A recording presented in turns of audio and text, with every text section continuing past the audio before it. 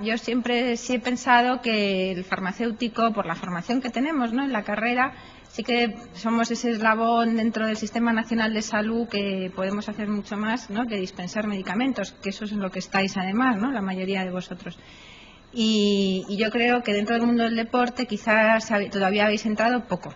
Me da a mí la impresión en el sentido de, bueno, pues de quizás el mundo del deporte se está moviendo ahora mismo en temas de nutrición por otros derroteros y no tanto la oficina de farmacia, ¿no? Y yo creo que, bueno, pues es un aspecto quizás a considerar, ¿no? Yo pues venía un poco a provocar, pues también provocar un poquito esa inquietud en vosotros y decir que la oficina de farmacia también podría ser un sitio de atención al deportista.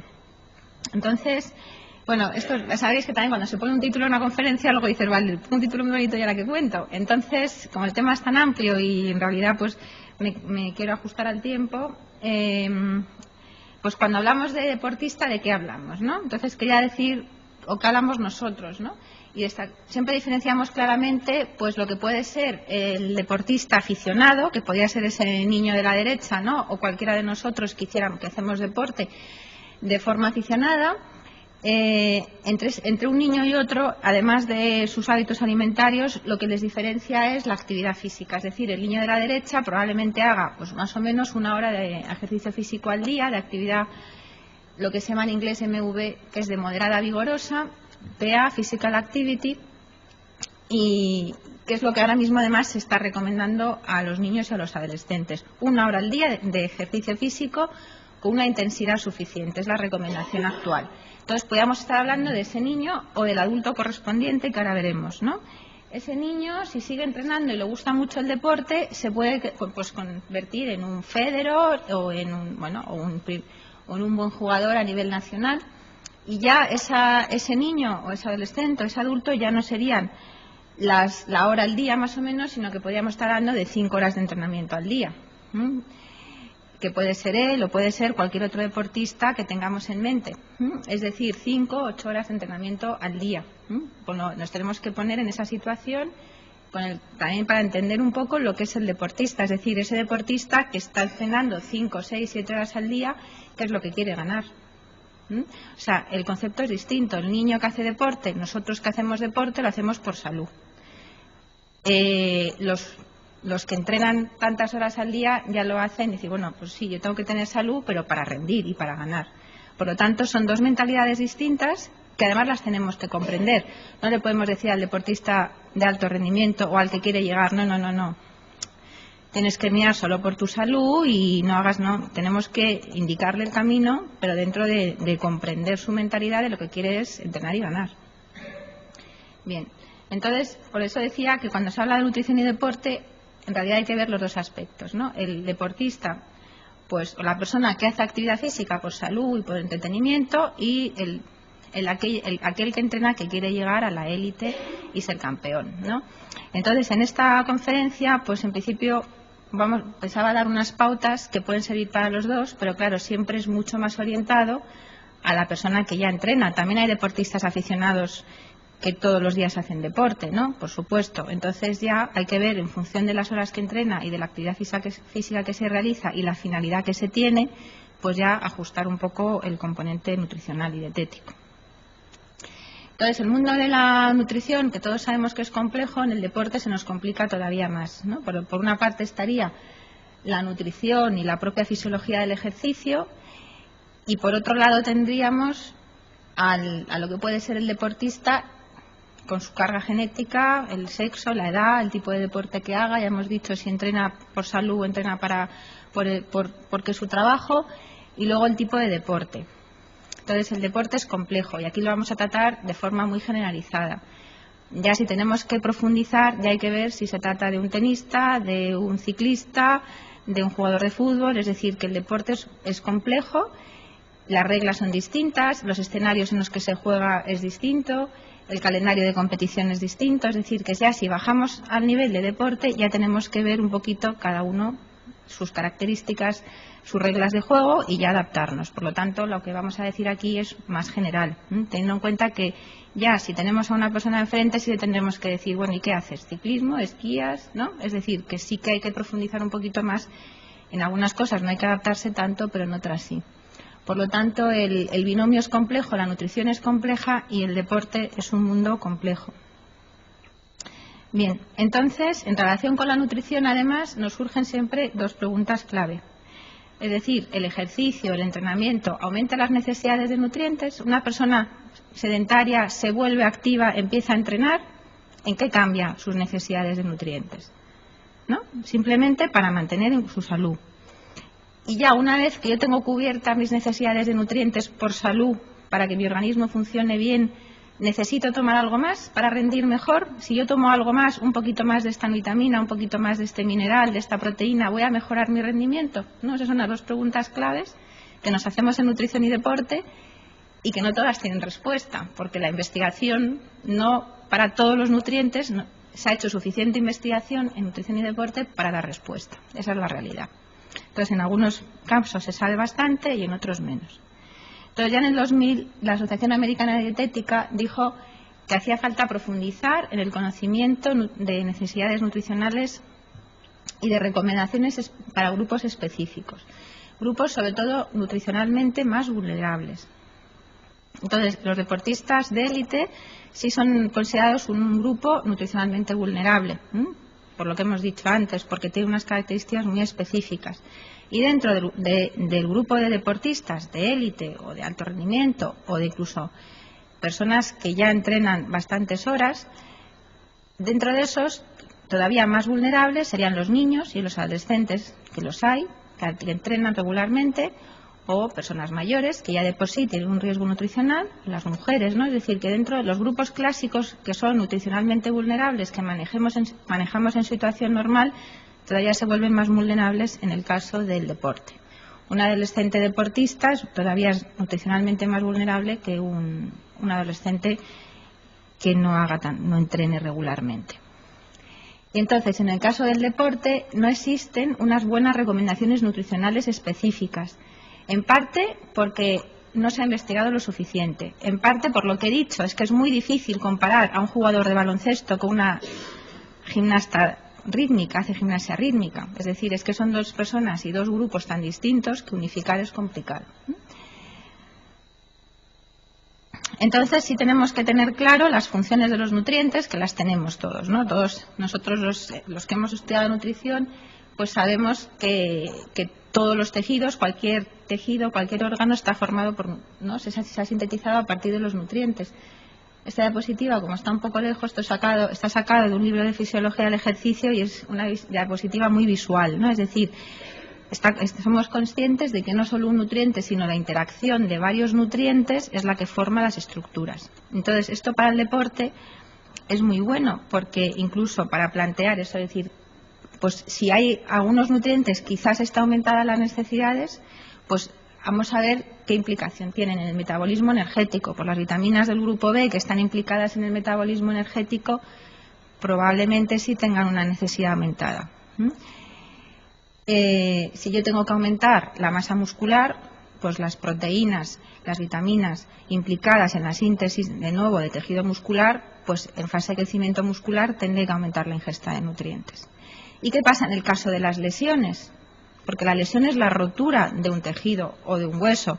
Entonces ya no solo es mantener esa estructura, sino que tengo que volver a sintetizar de nuevas esa estructura, ese hueso, ese tejido.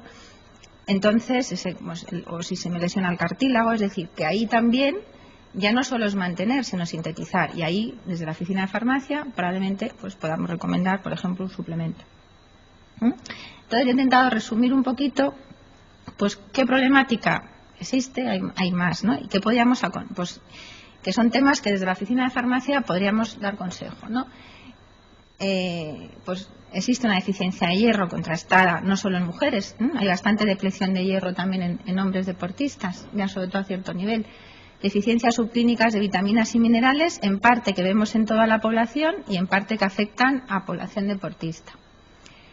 Hay una mayor necesidad de proteínas y hidratos de carbono. Hay una menor ingesta recomendada de grasa en proporción, sobre todo en porcentaje de kilocalorías, porque si normalmente las personas, de actividad física moderada, ese adulto tipo para el que se hacen las recomendaciones, se dice, bueno, un 30 o un 35% de las kilocalorías puede provenir de las grasas. En el mundo del deporte normalmente como máximo es un 25% de la ingesta, en porcentaje de calorías. En gramos es más la ingesta, pero en porcentaje de kilocalorías es menos. Entonces ahí cambia bastante las recomendaciones.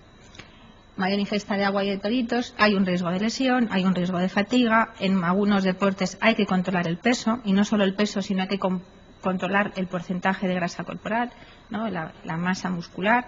Es decir, cambia, y además a lo mejor es que hay que conseguir un objetivo. Es decir, es que yo tengo que tener un 15% de grasa corporal, y es un objetivo a conseguir.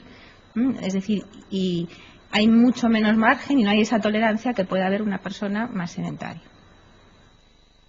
Y luego, bueno, depende ya del deporte y del nivel del deportista, bueno, pues el calendario de competición, los viajes, el cambiar de un clima a otro, el jet lag. Y luego la inmunosupresión. En deportes, sobre todo ya de personas que entrenan bastante, pues suele haber un periodo de ventana que se dice, una fase de inmunosupresión, que puede durar hasta 72 horas después de finalizar el evento, ¿no? Sobre todo, pues a lo mejor una competición, cuanto más competición, es decir, cuanto más estrés causa al organismo. Entonces esa fase de inmunosupresión se está investigando bastante para ver, sobre todo, con qué suplementos se puede mitigar, ¿no? Entonces es una fase que está el deportista pues muy accesible a coger la gripe, los enfriamientos que son muy clásicos, ¿no? En el mundo del deporte de élite. Entonces se investiga, por ejemplo, se ha investigado bastante con vitamina C, y parece que suplementar con vitamina C mitiga un poco esa fase de inmunosupresión post-esfuerzo. Bien, entonces, ¿qué soluciones podemos dar desde la oficina de farmacia? Ahora vamos a ver una diapositiva. Bueno, pues por ejemplo, aconsejar sobre la dieta saludable, que ahora vamos a ver con qué matices. Sobre todo, pues cuanto más deporte practique habrá que matizar, y la diferencia con la dieta que llamamos de competición. Puede ser la dieta de entrenamiento y la dieta de competición. Si hay que valorar, pues por ejemplo, la necesidad de suplementos. Comunicar interacciones fármaco-nutriente. Yo creo que esto es un punto importante. Recomendar alternativas previa consulta muchas veces con el médico, pues yo creo que ahí el farmacéutico puede jugar un papel clave. Valorar la necesidad de suplementación específica, informar sobre el dopaje. Yo creo que ahí el farmacéutico puede ser una persona que por su preparación puede dar consejo, y ofrecer alternativas a comidas convencionales. Entonces, pues ahora simplemente unos pequeños matices a lo que estoy diciendo, ¿no? Entonces, por ejemplo, el complejo de la ingesta energética, ¿no? Lo que decía antes. ¿Cómo podemos...? Esto es un estudio clásico del 89 que se hizo en atletas olímpicos en Holanda durante varios años. Pues fue haciendo un estudio de ver cuántas kilocalorías gastaban los deportistas que practicaban diversos deportes, ¿no? Y vemos la diferencia. Es decir, desde 1.500 kilocalorías a 6.000. Pues una diferencia tremenda de ingesta energética, por lo tanto, de tener también que matizar. Ya sabemos que a menor ingesta calórica posible, mejor tengo que elegir los alimentos para cubrir la ingesta de vitaminas y de minerales, sobre todo, ¿no? Cuanto más volumen de comida se permita, pues más fácil cubrir las necesidades. Pero claro, a partir de 4.000 kilocalorías, 4.500 kilocalorías, a veces son volúmenes de comida tan grandes que no apetecen. O sea, ya llega un momento en que no te puedes comer más espaguetis o más patatas, ¿eh? Entonces ahí es donde, por ejemplo, entraría algo que no está muy explotado, por el tema de las empresas, lo que podría ser el equivalente a la alimentación enteral. Es decir, la alimentación enteral bien formulada tendría que ser, sobre todo aquellas que tienen menor contenido en grasa. Yo voy mirando de las casas. Entonces, pues eso puede ser una alternativa, decir, bueno, pues 500 kilocalorías, ¿no? Las cubro con un buen preparado de la alimentación enteral, y me ahorro tomarme pues esos volúmenes de comida para llegar a esas kilocalorías, ¿no? Entonces, se me ha ido.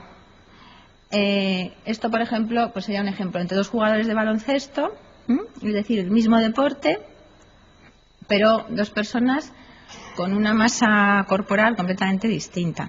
Entonces, en el mundo del deporte, más que en otro sitio, yo pienso que para cualquier persona, pero en el mundo del deporte con mucha más razón, hay que ir, cuando se pueda, a las recomendaciones no absolutas, sino decir, bueno, vamos a ir a las proporcionales. En este caso, pues por kilogramo de peso. Porque ya vemos que sí se igualan más. Es decir, lo que pueda tomar uno y otro, visto así, hay una diferencia tremenda, pero si lo ponemos por kilogramo de peso, vemos que prácticamente las ingestas son las mismas. Entonces, en el mundo del deporte procuramos siempre ir, cuando se pueda, a lo relativo, al peso corporal o por 1000 kilocalorías, etcétera, porque es mucho más razonable hacerlo así y vemos que ahí se puede ajustar mucho más la dieta. Entonces, las recomendaciones, por ejemplo, ahí estarían más o menos ajustadas a lo que se recomienda. Entonces, los hidratos de carbono, yo creo que eso se sabe bastante. La importancia de la dieta rica en hidratos de carbono, en eso no me voy a entretener mucho, porque yo creo que es de lo que más se sabe. Pero está claro que, independientemente del tipo del deporte, y que hay deportes que necesitan apostar más por una buena reserva de glucógeno muscular que otros, independientemente de eso, hace falta tener el glucógeno muscular suficiente. Se puede aumentar algo con el entrenamiento y con una buena dieta, pero es proporcional al agotamiento la cantidad de hidratos de glucógeno muscular que tengo va a ser proporcional al tiempo del agotamiento. Por lo tanto, hay que apostar por una dieta rica en hidratos de carbono. Y además, generalmente, algo un poquito distinto a la dieta que estamos recomendando. Es decir, en la dieta para las personas de a pie se está diciendo, bueno, pues procurar tomar alimentos con índice glucémico bajo, que es más saludable, no provocan los picos de insulina. En el caso de la actividad física y del deporte, en determinadas fases hay que recurrir a alimentos con un índice glucémico mayor. También se lo pueden permitir porque no llega a producir esos picos de insulina que pues se producen lógicamente en personas sedentarias. Entonces jugamos mucho más con el índice glucémico que en población sedentaria. Bueno, estos son estudios clásicos, pero que siguen completamente vigentes, de la importancia no solo de, bueno, pues tanto antes como después, de recuperar el glucógeno muscular. Entonces, pues nada más terminar el evento, la resíntesis del glucógeno muscular, pues durante las 2 primeras horas después de finalizar, por ejemplo, la competición, esa resíntesis del glucógeno muscular es máxima, a lo largo de esas primeras 24 horas sobre todo. Entonces, justo en ese momento, algunos deportistas no tienen nada de hambre. Y además nos habrá pasado, si realizáis deporte, muchas veces pasa que nada más terminar dices, pues no tengo nada de hambre. Entonces, si ellos realmente tienen que volver a competir y o uno mismo, ¿no? Dice, bueno, si todos los días juegas al tenis, pues sí tienes que tener una cierta precaución, ¿no? Y bueno, porque además todo el mundo que haga deporte, aunque sea por salud, al final si juegas al tenis le quieres ganar al compañero igual. Entonces, pero vamos, sobre todo en el mundo ya del alto rendimiento, pues ahí podría ser aconsejable decir, bueno, pues si realmente no tienes ganas de comer, pues ahí podías tomar un preparado, ¿no?, que esté bien formulado y te va aportando esos hidratos de carbono que necesitas sin la necesidad de recurrir a alimentos. Esto, por ejemplo, es muy importante también para los desplazamientos, ¿no? En el caso del fútbol, que se ha intentado hacer algo, y entonces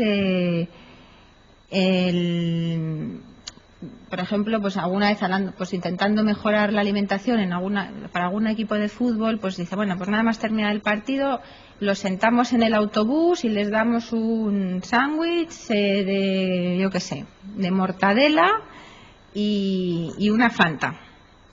Y entonces dices, bueno, pues no es lo más adecuado. Es decir, sí que se puede intentar, nada más terminar, si realmente tienes que coger el autobús, bueno, pues intentar darles una alimentación más adecuada justo en el momento más importante, ¿no?, que es después de acabar el partido. Entonces eso en algunos deportes se cuida más que en otros. También hay deportes que han sido mucho más receptivos al avance de la investigación que otros. Bien, entonces otro problema que tienen los deportistas sería la deficiencia de hierro. Entonces esto es un estudio publicado en el 2004 en la Liga de Baloncesto Israelí. Entonces la primera columna no es anemia, sino que sería un déficit más ligero de hierro, depleción de hierro, anemia ferropénica. Entonces nosotros que también hacemos, bueno, pues en las analíticas que solemos hacer y y en las analíticas periódicas que se hacen los deportistas ahí en el Consejo Superior de Deportes, pues aunque no parezca mentira, se siguen viendo deficiencias por hierro bastantes y anemias sin diagnosticar, que los deportistas se quejan de fatiga, y entonces muchas veces pues los entrenadores no son conscientes de lo que se están enfrentando es a una anemia, sino que piensan que bueno, pues que está cansado, que no le apetece entrenar, o sea que no siempre cuando una deportista dice, una persona que está cansada, inmediatamente se dice, bueno, vamos a hacerte un análisis a ver si tienes anemia o otra razón. Por lo tanto, está ahí y se da como digo, con relativa frecuencia. Entonces yo creo que ahí el farmacéutico, como es ese interlocutor, ¿no? Pues también puede estar un poquito atento y en algún momento va a decirte, pues te has hecho un análisis hace poco, ¿no? Igual que se dice para otras cosas, ¿no? Y se da ese consejo, pues a una persona que sabemos que hace deporte, pues también se le puede aconsejar en ese sentido. Bien. Otro tema importante sería el de la hidratación. Yo creo que ahí ya no solo en el mundo del deporte, sino todavía a nivel general, la hidratación es un tema pues a mejorar, aunque se ha ido haciendo, yo creo que ha mejorado ya bastante, pero aún así todavía es mejorable.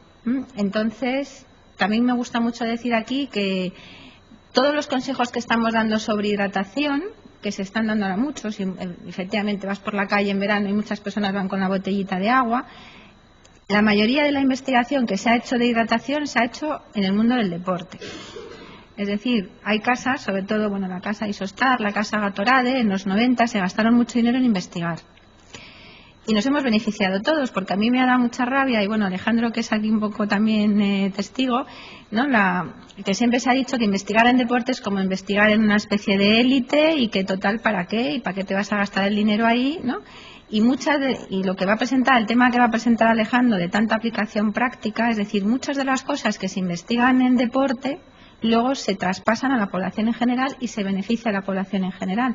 O sea que investigar en deporte no es ninguna manía ni ningún capricho, sino que a veces, claro, es un grupo también mucho más reducido, más homogéneo. Nosotros somos todos muy distintos, pero si entrenamos todos el mismo deporte ya tenemos unas características comunes y unos resultados en ese sentido mucho más congruentes. Entonces hay mucha investigación y buena que se hace en el mundo del deporte que es traspasable. Y por ejemplo, la hidratación es un clarísimo ejemplo. Poco se ha investigado en hidratación en personas normales y corrientes, mucho aquí. Entonces el agua está claro, si somos un 60% de agua, el agua tiene muchísimas funciones en el organismo. Todos sabemos que deshidratarnos nos sienta fatal.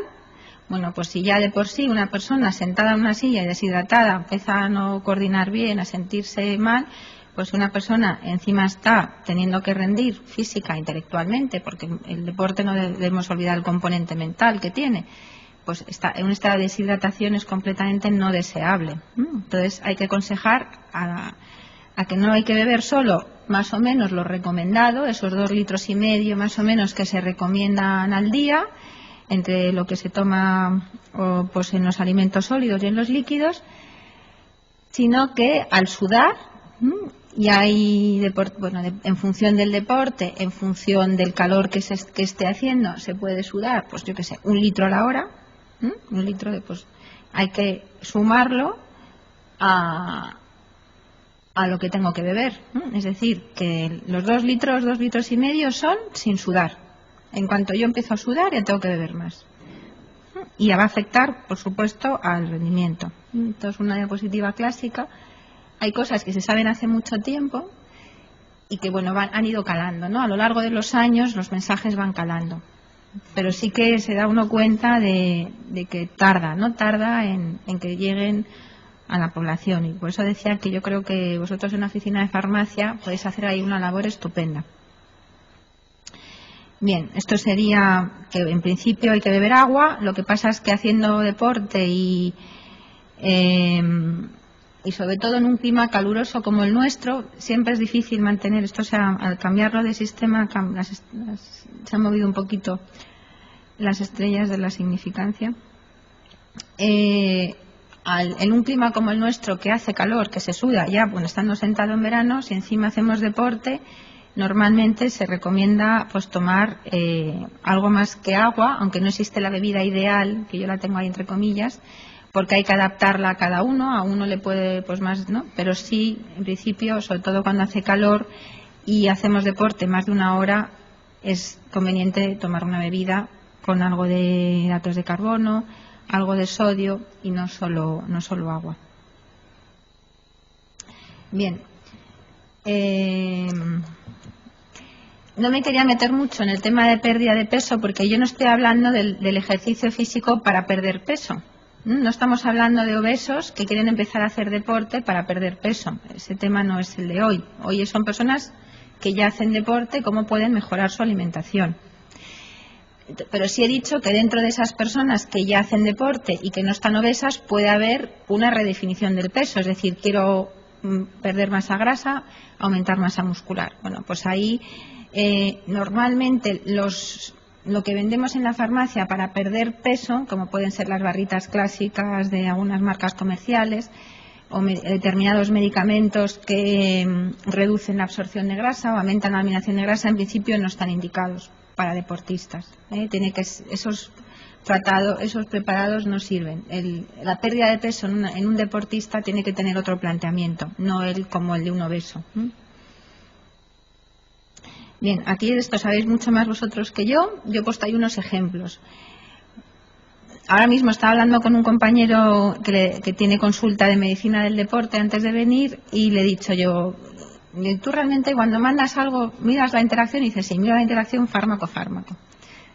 Pero prácticamente casi la interacción fármaco-nutriente es una de las grandes olvidadas en el mundo de la nutrición y en el mundo de la medicina, ¿no? Es decir, sí, los médicos son conscientes de las interacciones entre fármacos o incluso si algún nutriente puede afectar la efectividad del fármaco o del principio activo, pero no al revés. Es decir, el consumo crónico de un medicamento a largo plazo va a afectar a los nutrientes, ¿no? Por ejemplo, el caso del omeprazol con la vitamina B12, que es un ejemplo que yo cito mucho, que incluso en el prospecto del omeprazol ya lo pone, que puede, ¿no? Pero prácticamente nadie que receta omeprazol dice tómate un suplemento de B12, aunque lo pone en el prospecto. O que toma aspirina porque ha tenido un infarto, pues tómate un suplemento de vitamina C. Bueno, pues hay algunos medicamentos que sí son de consumo frecuente en el mundo del deporte, sobre todo antiinflamatorios. Y entonces yo creo que ahí pues vosotros podéis ser unos buenos consejeros en decir, pues si tienes que tomar este medicamento, pues estos nutrientes se pueden ver afectados. O decir, bueno, pues vamos a, o recomendarle, que yo creo que es alguna alternativa buenísima, recomendarle un producto homeopático, una alternativa homeopática. Dice, bueno, vamos a consulta con su médico, ¿no? Decir, mira, pues ahora por ejemplo, sobre todo en el caso de los antiinflamatorios, ya se está usando mucho. En medicina del deporte se está usando ya mucho por ejemplo, algunos homeopáticos antiinflamatorios que dan un buen resultado. Y además con la ventaja de que nunca dan doping positivo, es decir, ¿no? Entonces en el mundo de la medicina del deporte se está introduciendo ya bastante la homeopatía. Y yo creo que ahí vosotros, pero claro, eso es el que consulte con un médico de medicina del deporte. A lo mejor un médico que no trata el mundo del deporte, pues no es tan consciente, porque los médicos normalmente que no están familiarizados con el mundo del deporte también tienen otra visión, no tienen la visión que tenemos nosotros del mundo del deporte. Bien. Entonces, pues ya ir matizando y terminando. Por una parte estaría, bueno, pues lo que os he dicho, ver problemáticas, ¿no? Ver un poco huecos donde el farmacéutico yo creo que es un buen interlocutor. Luego ya a la hora de planificar la dieta, pues eso ya es más complejo. Pero yo creo que sí se pueden dar consejos. Vosotros tenéis, y además está ahora a través del Plenufar, es decir, los conocimientos que tenéis de nutrición sirven perfectamente para aconsejar, porque la alimentación tiene que ser saludable, las bases son las mismas, pero bueno, ya sabemos que tienen que estar adaptadas un poco al tipo de deporte y bueno, ya hemos dicho si es amateur o es profesional, etcétera, etcétera. Entonces nosotros ya propusimos pues una pequeña adaptación de la pirámide en el 2001 para deportistas, diciendo, bueno, pues simplemente, bueno, ya decíamos lo del agua, pues, hidratarse más, tener en cuenta las raciones de hidratos de carbono. Entonces las raciones son normalmente pues es un mayor número de raciones, tomar los lácteos descremados, controlar mucho el tema de la grasa, como he dicho, más todavía que en la población sedentaria. y valorar el tema de los suplementos. Luego, quizás decir también que depende de la persona, pues si tiene que compaginar, por ejemplo, en los casos de los adolescentes, si tienen que compaginar el entrenamiento con los estudios, pues a lo mejor yo he tenido algún caso de pues que hacían unas comidas horribles, no les daba tiempo, entonces aconsejar, pues si tiene que, pues a lo mejor en vez de hacer las 3 o 4 comidas clásicas, es mejor hacer 6 pequeñas. O sea que hay que compaginar los horarios, decir, bueno, pues tienes que entrenar, tienes que ir al colegio a tal hora y entrenar a tal hora, pues en vez de hacer 3 comidas, haz 6, pequeñitas 6, pero vas adaptándote, pero no vas creando una malnutrición, porque hay algunos no les da tiempo a comer, comen cualquier cosa. Entonces, sobre todo los que compaginan estudios y trabajo con entrenamiento, tienen un poco de conflicto, y entonces a veces no se ajustan a lo que suele ser las horas de comida. Pues digo, oye, si tienes que comerte el filete a las 12 de la mañana no pasa nada, o los espaguetis, ¿no? O sea que hay que ser muy flexibles ahí y adaptarse. Y luego en competición es completamente distinto. Esto, como va a estar ahí publicado, tampoco voy a entrar mucho. Simplemente decir que la fase de lo que es el entrenamiento o cualquier deportista amateur, pues con la alimentación normal, con esos matices que he dicho, sirve. Un atleta que ya compita sí tiene que prepararse mucho más para la competición. Y por ejemplo, pues la dieta saludable en competición no sirve. Es decir, en competición es simplemente, si hemos hecho bien los deberes, pues ya apoyarle con alimentos muy fácilmente digeribles. Ahí ya no importa en esa fase de competición de 2 o 3 días si toma suficientes vitaminas, si toma suficientes minerales. Simplemente es apoyarle para la competición y que gane. Es así. Tanto antes, durante y después. Pues durante, ahora mismo lo tenemos bastante fácil porque hay un montón de bebidas en el mercado, bebidas deportivas formuladas bastante bien y que cada uno puede encontrar la suya.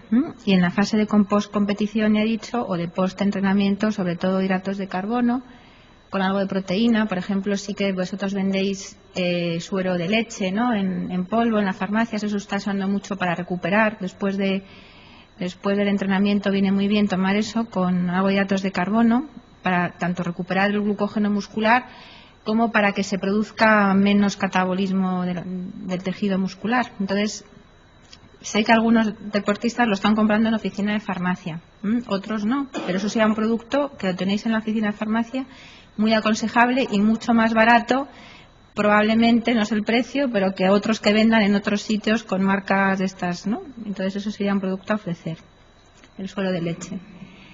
Y luego, la suplementación, como es compleja, yo tengo 2 aproximaciones en el caso de la suplementación. Bueno, está claro que el que tenga una deficiencia de hierro tal, hay que recomendarle un suplemento. Entonces, y luego estaría las necesidades aumentadas. Entonces, pues ¿cómo puedo manejarme? Las ingestas recomendadas americanas, las últimas de RIS, no sé si estáis familiarizados con ellas, las que están haciendo los americanos, bueno, pues empezaron en el 99. No, empezaron antes, me parece. A ver, lo tengo puesto por aquí. En el 97. En el 97 hicieron una revisión de todas las ingestas recomendadas de todos los nutrientes, los americanos y los canadienses, pero preguntaron a toda la comunidad científica mundial. Es decir, el que quiso poner un input lo puso. Hicieron una revisión de todo lo publicado y además por grupos de población, o sea, para bebés, niños pequeños, adolescentes, adultos, hombres y mujeres, gestantes, y luego deportistas, fumadores, o sea, casuísticas, enfermos de cáncer. ¿Qué evidencias había de si hace falta aumentar en determinados grupos de población la ingesta recomendada de nutrientes? Bueno, son unos libritos muy recomendables. Está en la página web del Instituto Americano de Medicina, el IOM. Si metéis Dietary Reference Intakes, bueno, eso está por ahí, no sé si lo tengo puesto. No. Sale, muy recomendables el que le interese esto para estar al día de la ingesta recomendada de nutrientes, porque en España, entre otras cosas, no se ha actualizado. Entonces, se actualizaron las RDA, lo que es la ingesta recomendada, y también se formularon ingestas máximas tolerables. Entonces, las ingestas máximas tolerables, hay unas también europeas, pero ahí andan. sería como la ingesta del nutriente, que en principio esa dosis no produciría toxicidad o efectos adversos, dentro de que estamos hablando de nutrientes y no te vas a morir, ¿no?, de una ingesta. Bueno, entonces el rango entre la ingesta recomendada, por ejemplo para el calcio de 1 y la upper level, la ingesta tolerable máxima de 2,5, pues eso sería el margen que nos podríamos mover en el caso de la suplementación. Eso es lo que pretendo con esta diapositiva. Está también en la publicación. Y ya veis que para algunos nutrientes, por ejemplo para la niacina, para el magnesio, para el folato, la ingesta máxima solo es la que viene del suplemento o la que aporta el alimento enriquecido. No se suma la del alimento, la que nos aportan los alimentos. En las otras sí. Pero bueno, para la mayoría de los nutrientes hay un margen muy amplio entre lo recomendado y lo que podría llegar a producir algún contratiempo. Entonces, en ese rango de ingesta segura nos podemos mover para ver si, bueno, pues hasta qué cantidad de suplemento se puede tomar. Pero claro, también hay que tener en cuenta los alimentos enriquecidos. Si me tomo el suplemento y me tomo la leche enriquecida con fólico y tal, se me va sumando. Entonces, con este rango de ingesta segura, yo creo que nos movemos bastante bien. Yo lo que les recomiendo a mis alumnos, ya que nos movemos en ese mundo de que no hay unas recomendaciones específicas para deportistas, como es lógico en el fondo. Y luego estaría la OM, que es la medicina ortomolecular. Yo no sé si la estáis trabajando en las oficinas de farmacia, ¿no? Bueno, la medicina ortomolecular, que podría ser la conferencia otro día, simplemente deciros que es la que promovió Linus Pauling, el que investigó en vitamina C, y son altas dosis de nutrientes, pero para temas específicos. Entonces, traigo una diapositiva que hice yo para el tema de medicina ortomolecular, que sería un poco por donde yo pienso siempre que hay que ir en el caso de la suplementación, sobre todo en el mundo del deporte, pero yo creo que en general, mucho más dirigida. Ya se están empezando a ver, ¿no?, suplementos visión, pues con luteína, tal, para la degeneración macular, ¿no? Pues va un poco por ahí. O sea, todo lo que se está vendiendo ahora, que es visión, con los nutrientes específicos para evitar la degeneración macular, ¿no?, que van para la retina. Pues eso viene de la medicina ortomolecular, ese concepto, ¿no?, de un suplemento mucho más dirigido. Yo creo que ese es por el que hay que apostar, y además según va el avance del conocimiento. Entonces, sería un ejemplo la alimentación cardiosaludable, que sería similar a lo que le podría pasar a un deportista, ¿no? Bueno, pues es decir, pues determinados nutrientes, la vitamina C para el tema de síntesis de tejidos blandos, etcétera. Bueno, pues y además como antioxidante, es decir, que sería un poquito algunos aminoácidos, la arginina como precursor del óxido nítrico, es decir, es un poco esa idea, simplemente es transmitiros la idea de cómo yo pienso que se debe enfocar la suplementación por lo que está publicado y por lo que vamos viendo, ¿no? Omega 3, magnesio es lo que pone ahí arriba que no se ve, y ahí abajo coenzima Q10, es decir, una suplementación mucho más dirigida, no un suplemento polivitamínico mineral un poco así a lo loco, por decirlo, sino decir, bueno, pues vamos a ir más orientado, y en el caso de una lesión, por ejemplo, pues nutrientes que, ¿no?, pues lo que decía, formación del hueso, pues me he roto el hueso, pues un suplemento dirigido a la síntesis de nuevo de la masa ósea. Me he roto un ligamento, bueno, pues no, nutrientes de síntesis de nuevo de tejido conjuntivo y colágeno, cosas así, ¿no? Me duele una articulación, es decir, unos suplementos dirigidos de nutrientes y de no nutrientes también, que yo creo que ahí vosotros sois unos muy buenos consejeros y hay muchas veces alternativas pues a medicamentos que pueden dar más problemas. Bien, entonces yo creo que me voy a quedar aquí